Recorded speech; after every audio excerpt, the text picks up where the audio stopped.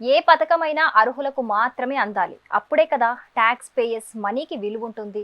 గత బీఆర్ఎస్ ప్రభుత్వ హయాంలో రైతు బంధు పథకం నిధులు పక్కదారి పట్టాయి అంటున్న కాంగ్రెస్ ప్రభుత్వం రైతు భరోసా పథకాన్ని మాత్రం అలా నీరుగార్చే ప్రసక్తే లేదు అంటోంది.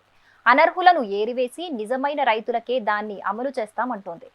పూర్తి పారదర్శకంగా ఈ స్కీమ్ అమలు చేస్తామనైతే తెలిపింది. ఈ స్కీమ్ కి సంబంధించి ప్రభుత్వం గ్రామాల వారీగా సాగు భూమి ఎంత, రియల్ ఎస్టేట్ భూములు ఎన్నున్నాయి, కొండలు గుట్టలు ఎన్నున్నాయి, సాగులో లేని దేవాదాయ వర్పు భూములు ఏవున్నాయి వంటి వివరాల్ని సేకరించేందుకు వ్యవసాయ శాఖ పూర్తి స్థాయిలో 3 రోజులుగా సర్వే చేస్తోంది.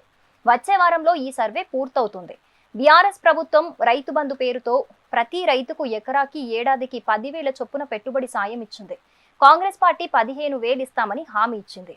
రైతులకు, కౌలు రైతులకు కూడా సంవత్సరానికి ఎకరాకి 15,000 చొప్పున ఇస్తామని ఎన్నికల మేనిఫెస్టోలో తెలిపింది. అలాగే రైతు కూలీలకు సంవత్సరానికి ఎకరానికి 12,000 చొప్పున ఇస్తామంది. కానీ ఇంకా ఈ స్కీమ్ అమలు కాలేదు. ప్రస్తుత ఖరీఫ్ సీజన్ కి రైతు భరోసా కింద పెట్టుబడి సాయాన్ని రైతులకు అందించాల్సి ఉంది. కానీ అనర్హులను తొలగించేందుకు ప్రయత్నిస్తోంది. ఈ ప్రక్రియ పూర్తయితే గానీ రైతు భరోసా అమలవ్వదు.